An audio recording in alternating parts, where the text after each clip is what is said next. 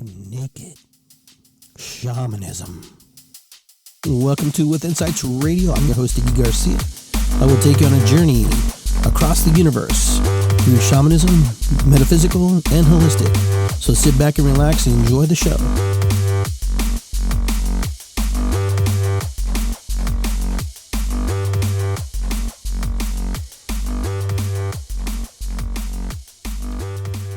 All right, here we go.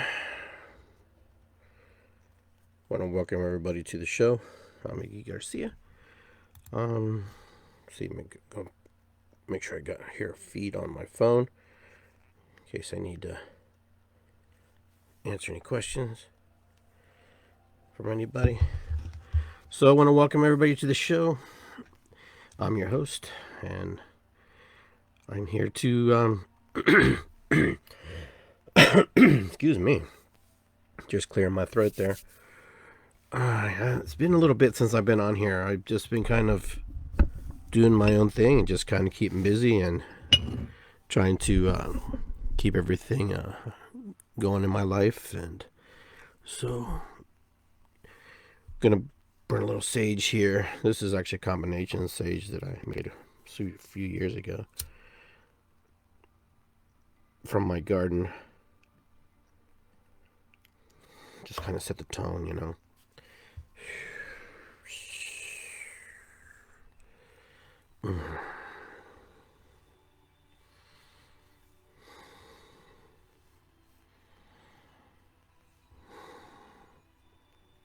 Smells really good.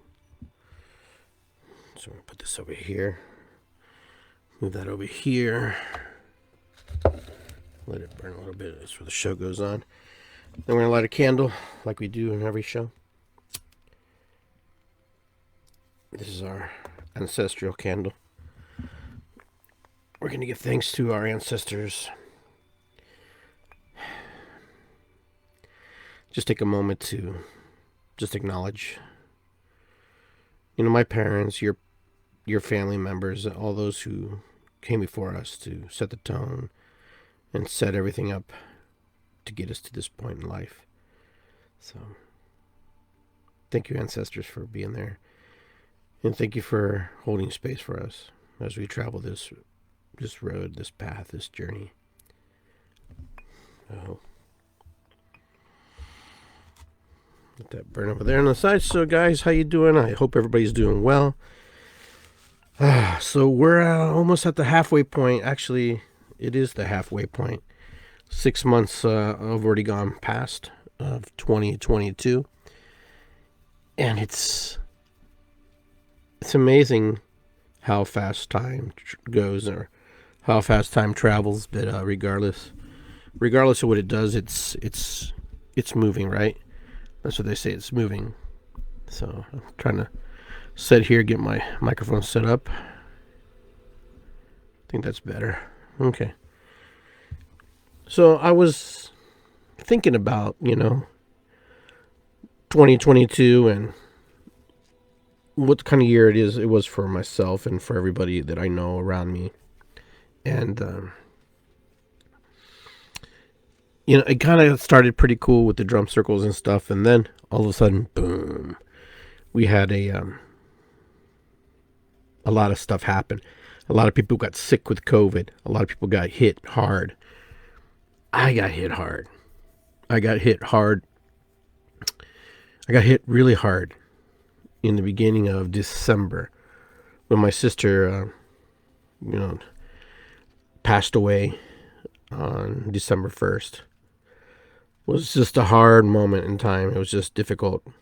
She decided that life was too hard, and she decided that she was going to take her own path and her own way out of this planet and do what she had to do for herself. And so, I don't fault her, and I'm not angry at her for making that decision, because that was her decision. That was something that she felt was good for her and that she needed to do. And, who am I to judge her decision? The biggest thing is, you miss people. And I think when people decide that their life needs to move on to another journey, I think a lot of it's just that we're going to miss the interaction that we had with them and the interactions that we did have with them. she's one of the people who I had memories with, people who I came to this country with, somebody who was in my life at a very early age. So Rosa was, one of those people who was very influential in my life. As much as, she just, she was my kid sister, she's the person who I grew up with. Somebody that you knew you pretty well, knew you kind of a little bit in and out a little bit. So that was a hard loss for me and for my family. But, believe it or not, I wasn't as sad as I thought I was going to be. I had commented on this before, and I like I said, I wasn't so sad because because I miss her. I wasn't so sad because I knew that she was doing whatever she thought was best for her. Now, her friends, her family, her children, they all miss her dearly. My sisters miss her dearly, and I miss her too. I miss her dearly, but I know she's in a better place, and I know she's doing the things that she wanted to do. And of course, we're still battling this, this pandemic of sorts in that time. And we were gathered with lots and lots of people because she knew a lot of people. And I believe that I may have gotten sick between the funeral and December 25th, around that time, and had it, and I fought it and battled it, and then it was kind of gone. I thought it was gone. And then we had a New Year's Eve party. Everything was good, And then a few days later, I was just like, just terrible feeling, and just heavy feeling, like I was carrying bricks, like I was carrying cinder blocks in my body. And that's kind of what it felt like. And I was just like, ooh, what is this? What is this feeling? I couldn't believe the intensity of my body going through whatever it was going through at that time, because it was it was difficult. And the first time I went to the emergency room, some of you have kind of heard this story, but that was the equivalent of being inside of an ambulance, according to the doctor who runs the emergency room. And then I had to wait for a room, and then I had to go through the process of getting into the hospital. And all the things happened very fast and very quickly, and so there's times I like talking about it, and there's times I don't like talking about it. And I'm kind of a mixed bag today. I know that it might help people. I've been encouraged to share, but there's sometimes there's this part of you that just is like, well, it was really hard. It was really hard being in that space of uncertainty, not knowing how your body was going to respond, how you were going to respond, how anything was going to change, how anything was going to be in your life. Everything was just like total disarray. I was, I had no clue what was going on with me. I had no clue in what direction my life was going to go. I had no clue about anything. I just didn't know how it was going to pan out. I didn't know if I was going to walk out of that hospital. One of the first things they want to do is put me in a ventilator, and I was like, nope, I can't do that. And, I have to also be proactive for my body and for myself, and being proactive for that, I think, is one of the reasons I'm here, because I didn't want to, you just start creating a whole series of ideas in your mind about what you want to do and how you want to navigate and surf through that. And everybody that I've heard, or there was something that happened, everybody just told me, don't go on the ventilator, blah, blah, blah, blah. And I believe that. Now, if I was at the state where I had to, then I may have had to. I may have had to go on the ventilator, but I didn't. I told the doctor, and she wanted me to go, and I was like, no. And I'm like, just pump me with oxygen as much as you can physically pump into me. And that's what they did. For a good solid, 8 hours, it was 15 liters of oxygen in my body. So imagine 15 liters, strewn across your table, pumping into your body. How many per minute, I don't know, but that's just a lot of oxygen I was taking in. And then eventually, my body leveled out. My body said, hey, you know what? Okay, we're getting there. So I went down to 8 liters. And then the doctors walk in and they said, hey, how you doing? What's up? Did you take the vaccine? Not the vaccine? The reason why? I gave my reasons for whatever, at that time I was feeling. And so basically what ended up happening was they offered me to take a set of antibodies. And it wasn't the ones that they were giving from the COVID. It was a different type, specifically targeted for the lungs, because I had COVID pneumonia. So it turned out that I had COVID pneumonia, and I found that out when I was in the emergency room. COVID pneumonia is the equivalent of taking imagine your lungs being 2-liter pop bottles, those 2-liter bottles, and how hard that gets, and you're trying to breathe air in and out of that. That's kind of how it happens when you start to breathe and when you start having the pneumonia. And that's what was like breathing. Now, it wasn't a struggle to breathe. It was just lack of oxygen to the body, which was making me very sleepy, very tired, very disoriented. So the majority of the time I was just disoriented and tired. And so basically I was just exhausted. And the doctor pretty much said, you know what, I'm glad you came in. I'm glad at least you're attempting. They gave me, those steroids to pump you up, get you a little energy into your body. And then what ended up happening was he told me I would have just fallen asleep. I would just would never woken up. Basically, that's how it would have been for me personally in my condition, the condition that how I was in the route, in the way I was going. And so that was kind of the story of how I had the COVID pneumonia. And so they asked me if I wanted to take the antibodies, and I'm like, well, I'm here, might as well do it. I mean, what's the point? Since you can't really do anything for me, there's nothing you can do. There's no cure for COVID. There's nothing that you can take to help you, according to my doctors who were helping me. Half the staff was either vaccinated or not vaccinated and had COVID 4 or 5 times prior to even working with me. So regardless, those people take a lot of risks in the hospital. Those nurses and doctors, regardless of what you may have your opinions of them or how you feel about them, I had a good team. I had a good team of people who cared about what they were doing.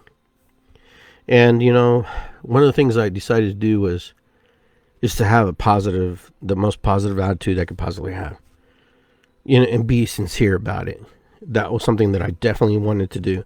That was something that I wanted to come across and share, that I wanted to be able to say, hey, thank you for everything you're doing. Thank you. And I was sincere about it. And I told everybody walking in the room, the person who drew blood, the person who couldn't get blood out of my arms, the janitor, the cleaner, the room, the lunch deliverer. It didn't matter who you were. You walked in the room, I was like, hey, you're important. You're part of the team. And you know what? They really appreciated that. And that went a long way. That went a long way to help me help them, and them have interest and care, because, it's just a morbid scene being in that floor, the 4th floor of Riverside Hospital, Dublin, just hearing the stories of people who have no visitors. My wife was excellent. She stepped up and she took care of me to the best of her ability. She bathed me, took care of me. I was really grateful for that. So they ended up giving me the IV with the antibodies in it, and it wasn't more than 3 or 4 hours later I started to feel a little bit better, and it was starting to work. And so these antibodies, they last up to 6 months. So I'm kind of at the 6 months, whatever. Sometimes they last a little longer, but so here I am, kind of like 6 months after my event. And the thing is, I just couldn't. I couldn't move around in the room because my oxygen tube was short. It was like short, maybe about this long. Well, not that long, but you kind of get the gist. Because I had a wet oxygen, which was they put a water type solution, with the oxygen so you wouldn't dry out. And so I couldn't move around the room. And then, just every day was just a day, just trying to adjust, trying to feel better, trying to do your best, trying to get your energy back, because I was weak as all can be. Like, that was the biggest thing. I was totally exhausted. I was totally weak. Just totally just not myself. And I go back and I look at pictures of myself and I'm going, wow, I didn't really do a good job taking care of myself, even though I avoided, contact with people and doing stuff. But I was really thinking about all the things that I was eating and all the things I was doing just from the stress and the pressures. And I'm totally doing the opposite now. I'm not nowhere near fast food. I have not gone to McDonald's. I have not gone to Burger King. I haven't gone to anything that remotely looks like that, or that it can be cooked in a matter of 2-3 minutes. I have not gone to. Now, I've had my pizza and my subs and stuff like that, but McDonald's, Burger King, White Castle, all that stuff, all the stuff that I used to like that caused a lot of inflammation in my body, I can't do it.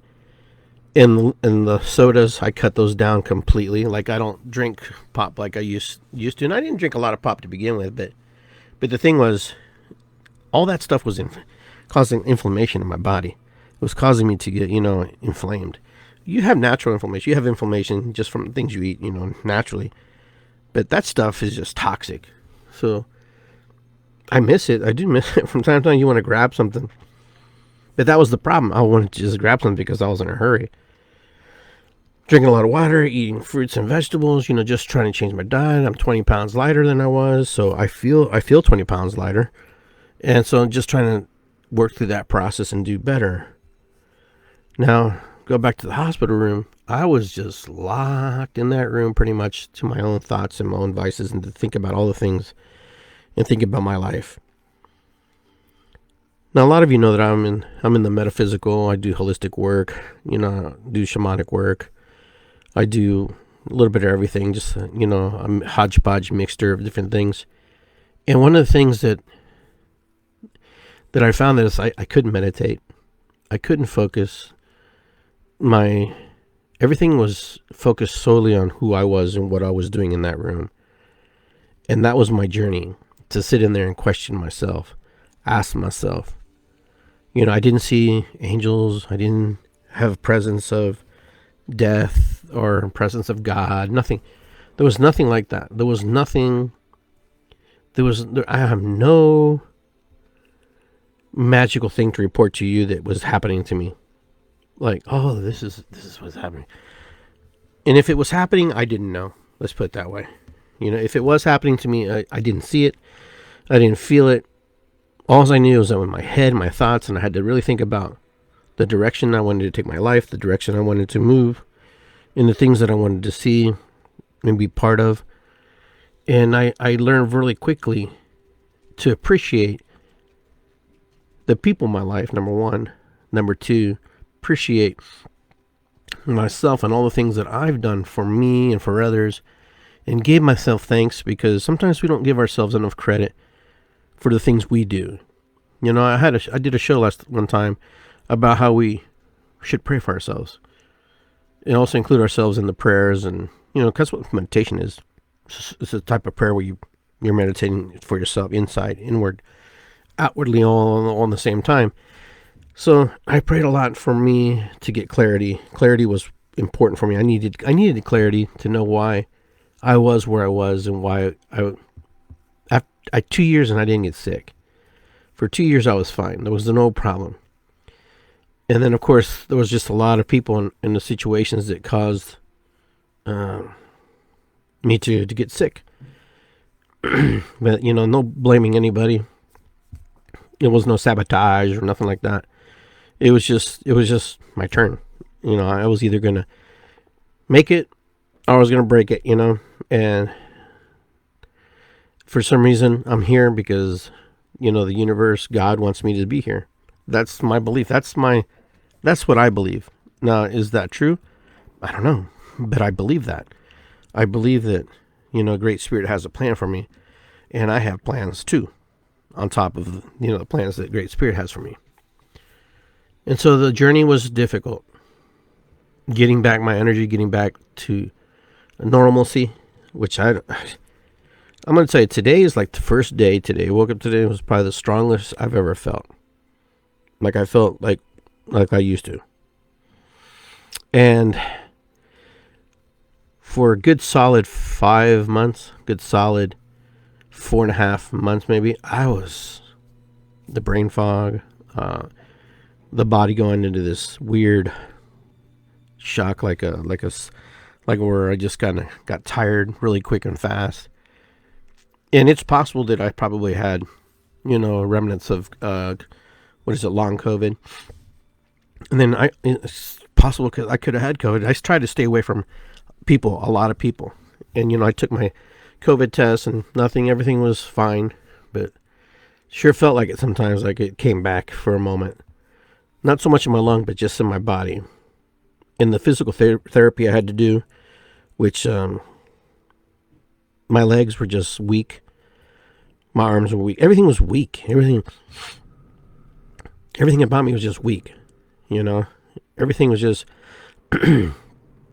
I wasn't me, It was just like, it was just terrible. It was the most terrible feeling. I wouldn't wish it on anybody. It was just nuts. But anyhow, I felt so vulnerable. I felt so like I wasn't sure what was going to happen. And I'm really searching for words because I can't explain the feelings that I was going through and the emotions I was going through. And I apologize for the sounds upstairs. I think they're blending something in the blender, so if that's a distraction, my apologies. But the crazy thing was, I didn't know if I was going to come back to be anywhere near the strength I had before. And that worried me. I was really concerned. My emotions were confused. My feelings were a mess. Everything was just a disarray. I didn't want to do any of the work that I do. I didn't want to be social. I didn't want to be, involved.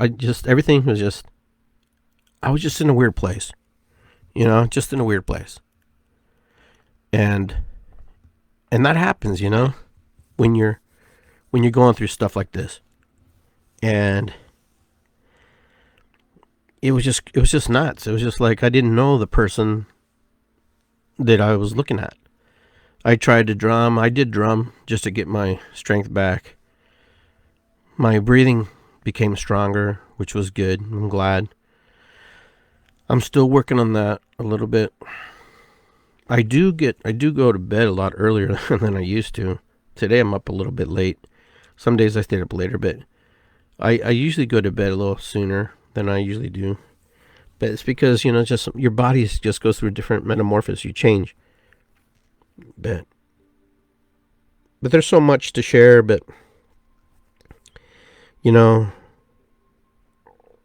excuse me. Sometimes you're just going, man, I'm just happy, that I'm able to come on the line and share my part of my story with you. Because it was just so, and I go into these little zone outs because it takes you back there. You go back there and you think about all the friends that died along the way, friends who passed away while you were in the hospital. And now people are getting sick again, and so it concerns me. It makes me nervous. I worry about my friends. I worry about my family. Everybody's just going through this battle. And so it's just, where do we go from here? So 2022, and we're 6 months now into the year, and so much has happened in this time frame. We've had all kinds of crazy stuff. We've had all kinds of situations with, what's weird is this feels like it's been the longest 6 months of my life. For some people, it's very fast and very quick, but for me, it's not. Like from 21 to 22 just seems like forever. It just feels like forever, ever, ever. It just feels like everything just moving kind of slow and not so fast. Not as fast as it feels. It just feels like it's just very mundane sometimes. Like it's just going through this. I don't know. But there's a lot going on. There's been all kinds of craziness. There's all kinds of planetary things too through astrology and stuff that I won't get into. But I know they all play out. We've had mass shootings. We've had, all kinds of crazy weather. We've had all kinds of just disruption. And I think a lot of people are coming out of this space now wondering, what am I going to do? What can I do? People don't want to work like they used to. People decide that, what? They've given so much of themselves over the years, and now that they don't want to give themselves away. They don't want to give themselves away in the capacity that they used to. And I understand that. I get that. I totally get that. That you've given so much of yourself that you don't want to do that anymore. And you have the right not to. But right now, I think we're in a evolution of sorts where humanity is deciding, what are we going to do? We're getting pressed with gas prices gouging, stock markets crashing, not crashing, but just all-time lows, people's can't pay their mortgages, they can't pay their bills. Some people don't even go jobs, people haven't gone back to their jobs because they don't want to work in office anymore. They were comfortable working at home. There's just a whole set of new paradigm shifts that have happened since this lockdown that we've had. People have gone through, intense revival of their spirit and their soul, of what they see and what they need and what they need to feel versus what, the system wants. The system wants you to work. The system wants you to go out there and do your thing, be productive, produce, go to the store, pay your rent, pay. I think people are just done with that. People, not that they're trying to skate out of their obligations or responsibilities, but no, they want to be able to be acknowledged. I know in Europe, I think in some countries they're testing the 4-day week versus a 7-day week. You work a little longer, 4 days longer, but you're productive, and so then you have a longer, weekend to do things with your family. And, that makes sense to me, and if you want to work 7 days a week, that's fine. But it makes sense to me that the human body can only work so many hours a day before it just starts to become, useless. Because there's a recharging point where your body has to recharge itself and it has to heal itself. We're not designed to work 12, 18, 20 hours a day, in one day. But some people do that. But, when you get to about 8 to 10, you start to get really exhausted. You start to get tired mentally, physically, spiritually. And it's hard to recuperate from that sometimes. So it's really fascinating. It's very interesting how all this is playing out right now, how humanity is looking for things. We got Russia invaded Ukraine. Excuse me. We have a country that just decided that we're going to go in and we're going to take this natural resources. We're just going to take this country. Things that we don't even think would happen in this century, in this modern age, this modern day. We have countries taking over countries, it's insane. It's insane because, there's no diplomacy, there's no talk. There's no, hey, we have issues with you. You have issues with us. Let's talk about it. There's nothing. There's just total, we're just going to go and take your shit. That's kind of what broke down, and that's what's kind of happened. And when you're talking about, the crisis over there in Ukraine and Russia, how's that going to play out? How's it going to all work out? I don't know. The only thing I know is if they can do it, they'll do it again. So are we going to just watch Are we just going to be spectators? We have Syria, we have Iraq, we have all these other countries that have been decimated, by leaders and other, factions and stuff. And then we sit here and we just talk about one situation, one thing, which is very detrimental because it's going to affect the world, yes. But there are other things that affects the world too, but we don't feel it because we don't get it. That's not pumped into our face by the media. And then, so much happening individually with ourselves that we don't even know sometimes which direction we're going to turn, how we're going to be. The weather's been crazy. The weather's been fairly cool for a while. We've had a lot of rain, and now these last few days have been extreme highs, like 98, 99 degrees, and with the heat index, it takes it up to like 107 or something.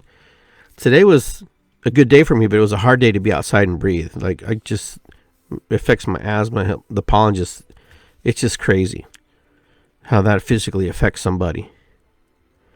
So how do we navigate in a world like this? How do we move in a place like this? First, we have to understand that what's happening. And, there's nothing wrong with knowing what's going on in the world. It's just how much we want to hold on to, how much we want to grab onto. And I'm not here to say, hey, this is the way it should be. No, but for a lot of people, this is a hard time. This is a very difficult time. This is a hard moment to deal with in humanity, because humanity is actually being tested right now. Being tested in every corner of the world. How we're going to move, how we're going to navigate. And so even here in the United States, we're going through a crisis of sorts. There are people who say, well, we're paying $5 a gallon. We should be grateful at least another kind of, that's not the point. It's not the point. And the majority of people say that I know don't drive. That figures, right? But here's the thing. If it costs you $100, if it costs you $30 to fill up your tank, you have that allocated in your budget, right? And you're driving a whole week, without filling. You don't have to fill up. But now gas goes up $3. Then you have to readjust. You fill up again, but you're spending a little bit more now. But for some people, it's costing them $100 a gallon to fill their tank is like $100. Versus $30 or $50 that it used to be, so that's a big gouge. That's like instant profit for these big corporations, for Chevron and all these big companies. And you know what? They get away with it. They get away with it because nobody says anything. We all bitch and complain from our social media platforms. We say, they're just going, whatever, dude. Just get in your car and drive. Go to the grocery store and shut the hell up. It's basically how it is. What will be the great change? Well, what will be the great change? When white males, when it affects white males. That's what it's going to be. When the white man gets affected, when he feels the pinch, is the only time you're going to feel that. So will he feel the pinch? I don't know. Nothing against white men. But it's usually how that works, And these rich guys know that. They know they can push. I guarantee you, tomorrow you put gas $10 a gallon, people still buy it. Everybody like, oh well, we're lucky, we're fortunate. At least we're not like Ukraine or whatever, blah blah blah. But no one ever says we're not like Syria, we're not like Iraq, we're not like Pakistan. God forbid we get compared to those people. To those people. Those air quotes there, guys. So in case you hear this show and you don't see my air quote. But, grocery prices are up. Why are they up? Because, the distribution is messed up now. The distribution, the network to deliver goods and services is off. Truckers can't afford to pay for diesel. They're paying more in diesel than they are in gas, right? So they have to buy this stuff before they can deliver this stuff. So, it's a big problem. It's a systematic problem. This is what happens when we have all these trades and all these agreements and all these countries that we have to help. But the reason we have to do this is because there's some countries that can't survive without the help of other countries. I get that. So what is the solution? I don't know. I thought I knew, but anytime you bring it up, there's always someone who wants to slam dance you, wants to knock you down a notch because they think they're smarter than you. And yeah, you know what? They probably are smarter than you. But sometimes we vent and we're sharing because we're feeling it. We feel it. Not so much that we're not educated and we don't want to do research. It's, you know what? We're frustrated. We're frustrated. It's like someone said, well, we're going to raise your mortgage even though you signed an agreement. You're paying $600. Well, we're going to raise it like $300 more because, why we can, taxes kind of work like that. Property taxes is like that. You improve your house, they raise it, So you went from $2,000 up to $4,000 because you made improvements, and then the neighborhood makes improvements. But one person makes an improvement, it screws up everybody, which is kind of unfair personally, but that's what happens. We're living in a democracy, we're a republic here, but which is, something that should be for the people, of the people, but it's not anymore. It's not of ours. It is of theirs, entrusting us to go to work and do the job and do their bidding. When one company owns all the stores, it owns all the products that you buy, is that really a choice? Is it really like, well, I'm going to support this company over this company, but yet they own the same company? There's some videos on my timeline you can watch, and it's like a circus, It's like smoke and mirrors, Look over here and look, we're actually the same company. We're PepsiCo, but we're also Taco Bell. It's just stupid. Sometimes, and I'm not saying go burn the ship down, burn the ship. But people tried that. Where'd that get them? Nowhere. Nothing happened. What happened? Nothing. I'm just going to be pretty frank here. I understand that there was, people who didn't agree with the government and the elections and stuff. And then some people protest and try to take over the Capitol there, try to take over the hall there. And then yet we have people in their own personal communities tearing down their communities and burning down businesses and burning down, just the whole neighborhood. But this is all because propaganda. This is all because whoever pushes the agenda hardest wins, I'm not saying the insurrection was right thing or good thing. I don't know, because I'm neither here nor there, and I'm just thinking, well, that's the American spirit, right? That's how America was formed. They insurrected, the Tea Party, and when they want to pay taxes on the tea, people got upset, right? And someone did something about it. And so the insurrection was what? Not the first time that's happened. Actually, they bombed it, I think, one time. Some militants, some Latin American militants. I have to do my research on that. But anyhow, the point is, so the insurrection happened. No one really knows who incited it. Some will say Trump incited it. Some will say that this person incited it. But regardless, you should ask yourself why people feel this way. No one ever really asks that. No one really goes, so everybody just think they're just a bunch of crazy people and that they're racist and that they're upset and they're pissed off. It's kind of like, when minorities burn down their neighborhoods, when they burn down the police stations and stuff. No one really asks them what's the problem. The news just shows them doing it. Then you have some kid shoot up a bunch of protesters, but nobody really asks why that happens. He got acquitted for that.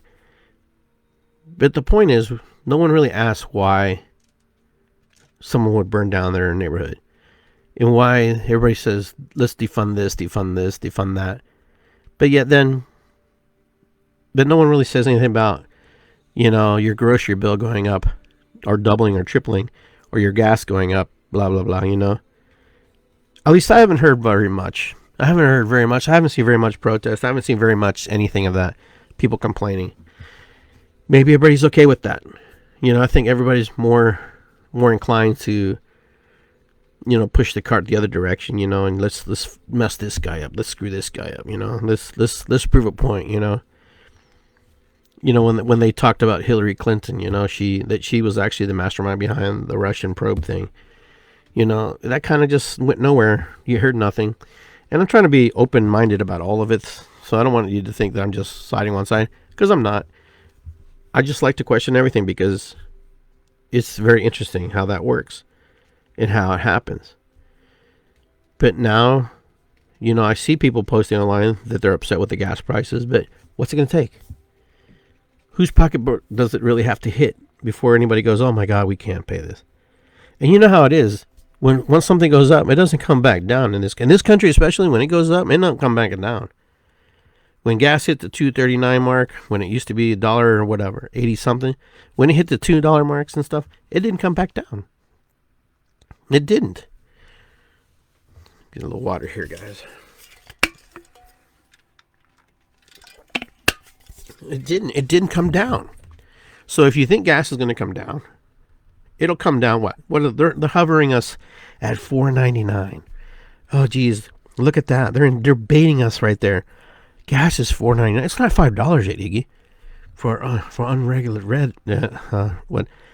regular. But if you're buying premium gas, you're paying $5 or more already. And so I'm not even talking about California. I'm not talking. And I think couple people posted like a chart with how much people pay gas all over the world. Okay, what's your point? I'm like, what's your point? They're paying that. We don't want to pay this. We shouldn't have to pay this. Especially when we have oil reserves here in this country that we can open up. But we won't, because everybody has an excuse about something. They blame the pipeline got shut down, the Keystone Pipeline, because of the protesters. I was one of those protesters. Because the way it was being handled, and the way it was being, used, and the way it was being done, you should question. Now, on the other agenda is there's other avenues, there are other ways to alleviate the stress and the pain. If you keep your society happy, if you keep the people to some degree in a good place, in a good spirit of mind, you're going to have good citizens. But if you don't, you're going to have people who are going to be very disgruntled and upset, and they're going to be quite disgruntled. They're going to do stuff behind the scenes that you don't want to see, you don't want to hear about. But the government doesn't think like that. They don't think like that. All they think is the top dollar. They're talking the bottom line, staying in the red versus getting in the black, in the red. All the figures. It's all about figures, all about numbers, all about statistics, all about all the things that, how we can make more. What we're not doing is we're not protecting the land. We're not protecting the people. We're not protecting anything. We're not proactive in any direction to help this planet be sustainable for us. Now listen, the planet will be here. The sustainability for us to survive on the planet, that may not exist for us. Because the way we're consuming, the way we're using, the way we're destructive, the way we pollute, we're the biggest polluters in the world. Humanity. We throw anything anywhere and don't give two cents about it. And think that it doesn't go anywhere, it doesn't affect anybody. It does.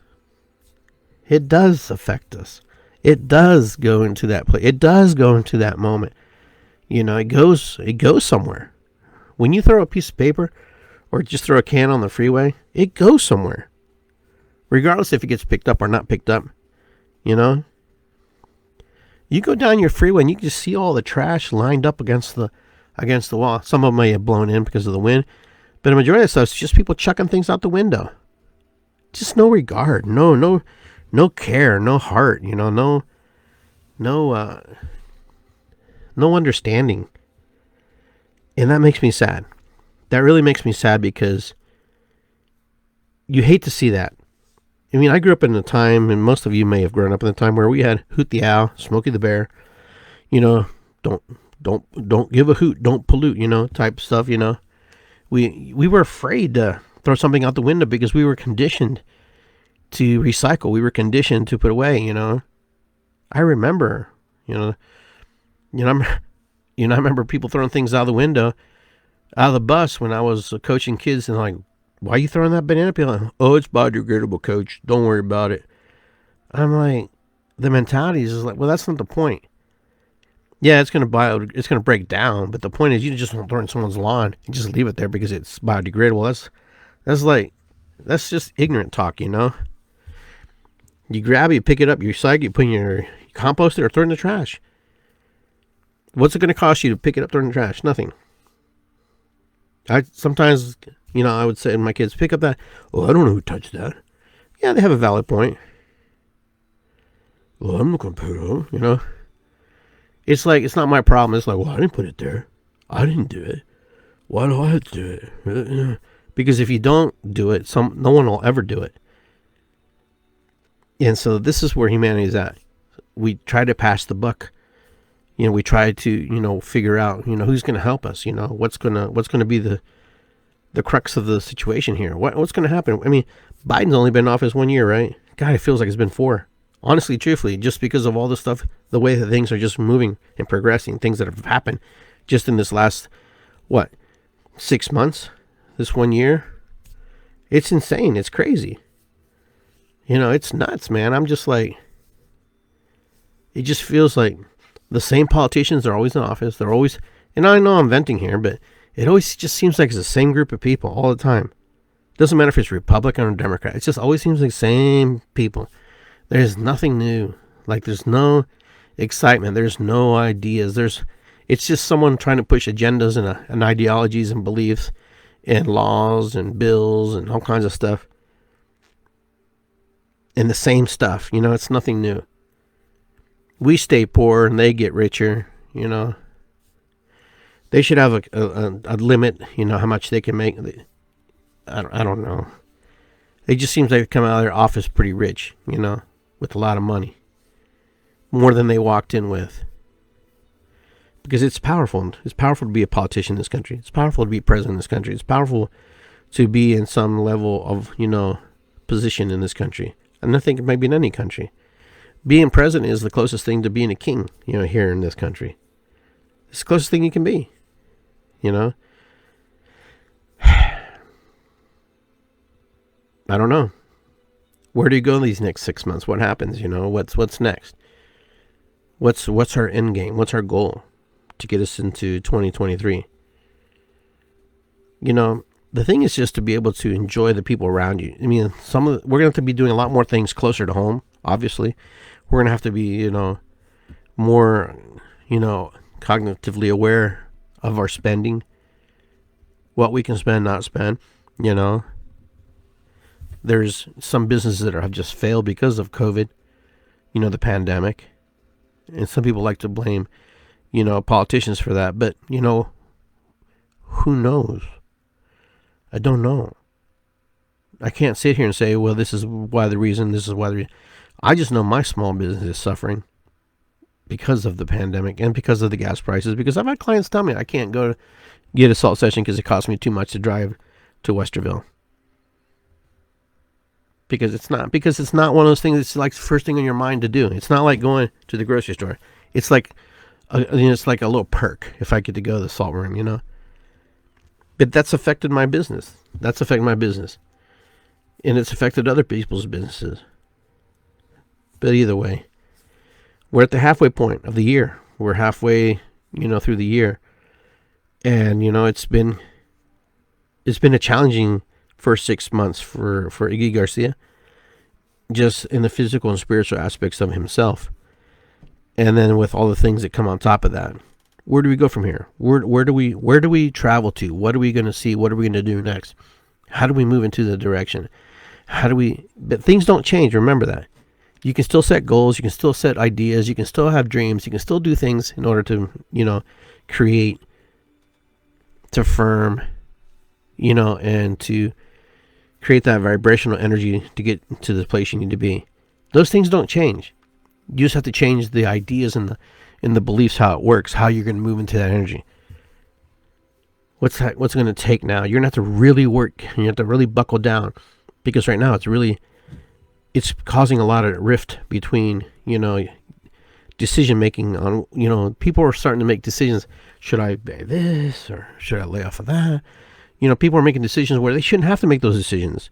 If I should eat today or tomorrow, or only eat this or eat that much, or I can only travel down the street, because I can't spend the gas that's in my tank because it'll cost me more. These are decisions that Americans should never have to make. Yeah, we make them, but we should be in a place where we should be able to afford. Some things should be affordable. If you want Americans to travel, you want anybody in this country to travel and go shop and buy stuff, then help them, Help them out. Give them a break. And a break ain't cutting it 2 cents, 3 cents, because that doesn't help.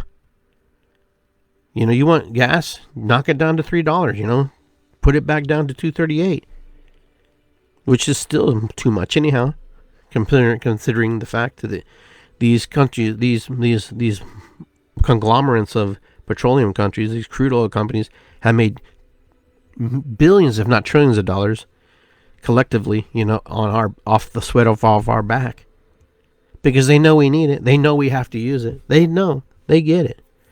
We have no end game. We have to use it. So what can you do? What you can do is, write your congressman, write your senators, write to the president, write to the companies themselves, explain to them, what's going on, and everybody will give you the same excuse. Well, it's Russia's fault. Russia's fault. Russia's fault. It's the Russians' fault. They invaded Ukraine. Whatever, man. Those are excuses. Just like you give excuses, that's an excuse too. To say, well, it's their fault. It's their fault. Well, Iggy, if you knew economics, listen, it's an excuse, okay? It's an excuse to manipulate the market, to control, the people. It's happening. But nobody talks about it because everybody's afraid, or most of the time people don't talk about it because they're not educated enough to know what they're talking about, or they don't want to cause a problem, or they don't want to get badgered and beat up by somebody. I could care less if someone badgers me and beats me up. That doesn't bother me so much. What bothers me when people tell me that I should be grateful that I'm paying $5 a gallon. I could be paying more because Japan is paying $10 a gallon or $8 a gallon. Well, that's Japan. Japan has the reasons why they're paying that much. I know in our country, we don't have to pay that. I've been educated enough in this country, in the school system, to know that we don't have to pay what we're paying for anything that we're paying for. There's no reason why Americans should be homeless in this country. There's no reason why people should be starving in a country that's a first world country. The food pantries are completely busy and packed, and they're struggling to have food just because of the supply chain is affected because of all this stuff.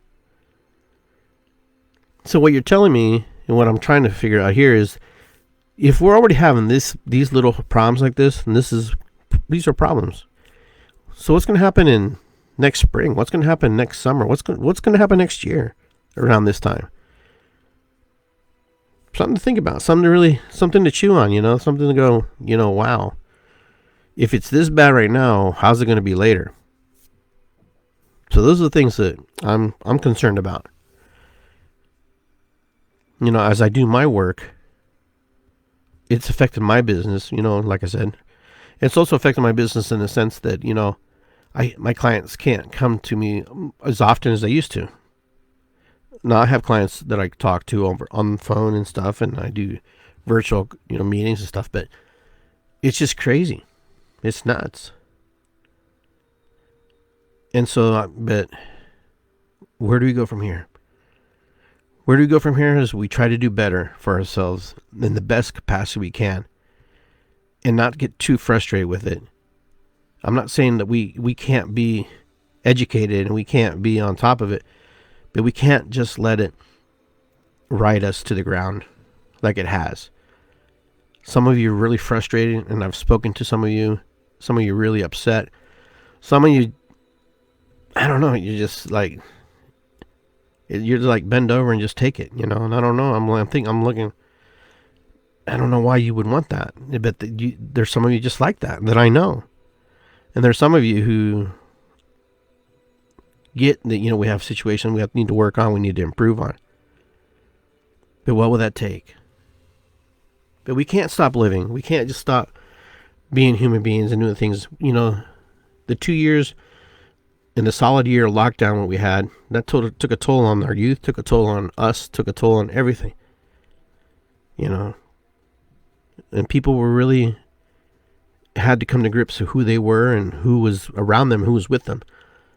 A lot of friendships shifted and changed, and relationships and dynamics with families changed just because of that factor. But anyhow, that's the 2022 half year point perspective of my end. I'm sure there's other good things that happen, but I think right now I'm just focusing on the things that we need to adjust and fix and work, because they will affect the things that affect the good things in our lives. We can't just say, well, we got to have it. We also need to acknowledge the shadow aspect of the things, the shadow things that affect the light things in our lives. These things affect everything. Shadow and light, shadow and light. So I hope that you guys were able to understand what I'm trying to get at, where I was trying to go at with my show today. Maybe I went off a little topic, but I wanted to talk a little bit about what happened to me, where I'm at. I'm feeling better. I've got drum circles online here. You can check it out on my event pages here on Facebook. I got the Henya, the preserve that we're doing there, the Heritage Preserve in Roseville, Ohio. That's on Saturday and Sunday. And then I'll be at Woodland Altars on the 21st. The 20th and 21st. Yeah, 21st, 22nd. I'll be doing drum circle there too as well. I'll be doing a dispatchal ceremony in both these locations. But that's kind of what we can do. We can only just keep just doing the things we do, and just know that it's going to cost us a little bit more to get where we need to be. And we need to have a better planning and better idea of things. But hopefully people can recover. Hopefully people can get back into flow, get back into a rhythm with themselves, because right now we're a little bit out of sorts, out of rhythm, out of sorts. And it's really, people are feeling, I can feel it, I can see it, I can see people struggling and people going through situations which they shouldn't have to. But it's, part of it's, lack of preparation, because we're not prepared, because no one ever prepares us for things like this. No one says, well, we need to stock up, we need to buy. No, in the contrary, it's like, oh, you shouldn't be hoarding toilet paper, you shouldn't be hoarding this. There's people who hoard these things because they had the vision to see this thing happening. They saw what was going to happen. And the ones who don't have it, they don't have it, because they wanted I want to leave enough for my friend in case he needs the toilet. Here, friend, here's one for you, But in this world, that doesn't work like that. The big corporation doesn't really care how many you buy. Honestly, they don't care. You can buy the whole pallet of it if you want. But what I do know is this: humans tried to do the right thing, and that's cool, and I appreciate that. But sometimes the right thing isn't always seem like it's a moral thing, Sometimes you might have to buy extra sugar. You may have to buy extra toilet. You may need to buy an extra cans of food, because you know what? We're coming down to a pinch crisis right now where people are really feeling things. But it's really up to you what you want to do. I mean, I'm not here to badger or push or tell people they need to live a certain way, but just be on top of it. Do your research, study. But right now, we're moving in a direction where we can control the outcome if we decide to do something about it. But if we just sit back and watch it deteriorate and don't do anything about it, then the powers that be will always have control of what happens to it and what happens to us. So regardless of what you think you have control over, we really don't have control over anything, because they control everything that we do. They control everything we buy. They control everything that we use. Cars, petroleum, food, they're in control of everything. You have to buy it regardless. It doesn't matter who you buy it from, where you buy it from. They're the ones that control the whole system. And you're part of the system. You're in here. So I hate to depress you. I hate to put you to bed on that note. But you know what? The thing is, individuality, you can't control individuality. You can't control someone's spirit and soul.